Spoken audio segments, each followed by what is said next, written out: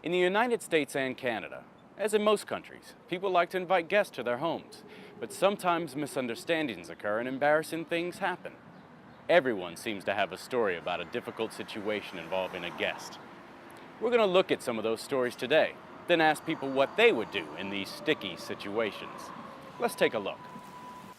I was invited to a party, and I arrived an hour early. I thought it would take me longer to get there. Well, Rebecca came to the door wearing sweatpants and an old t-shirt. Hi. Oh, hi. Rebecca,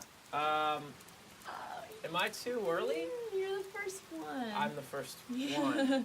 I could hear the shower running in the background, and of course, not a single guest was there.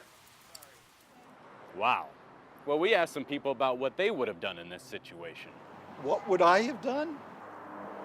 I would have pretended to have an errand to run in the neighborhood, like going to the drugstore, the grocery store, and then I would have told her I'd come back later.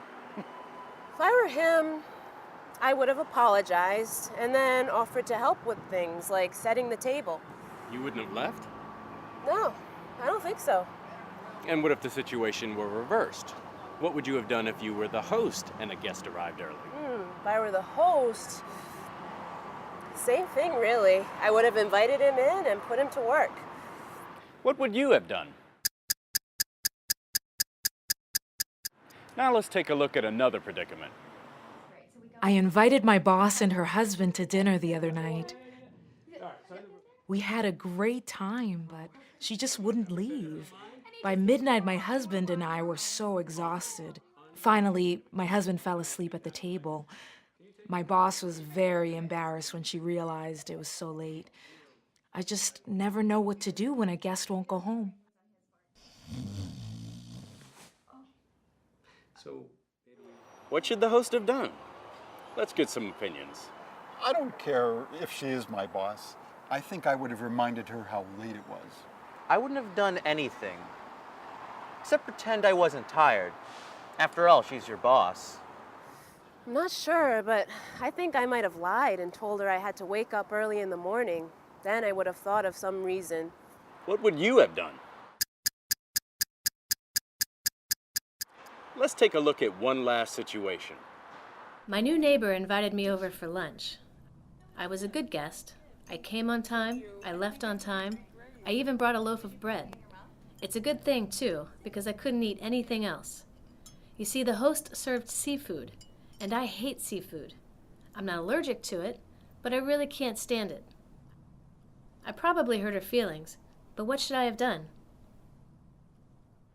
What should the guest have done? Let's see what the people we talked with had to say. I think I would have lied and told the host that I was allergic to seafood. I think you should eat whatever the host makes, even if you don't like it. I mean, if someone goes to all the trouble to cook you something, it's rude not to eat it. You know, I had a similar experience once. I served a dish with tomatoes in it to someone who was allergic to them. He broke out in a rash. It was terrible. Now, when I invite people to dinner, I tell them what I'm planning to make sure that they can eat it. The host in that situation should have asked her guests about food allergies and food preferences before she planned the menu. What would you have done? We've heard a number of practical solutions to some difficult guest situations. Now you should be ready for anything.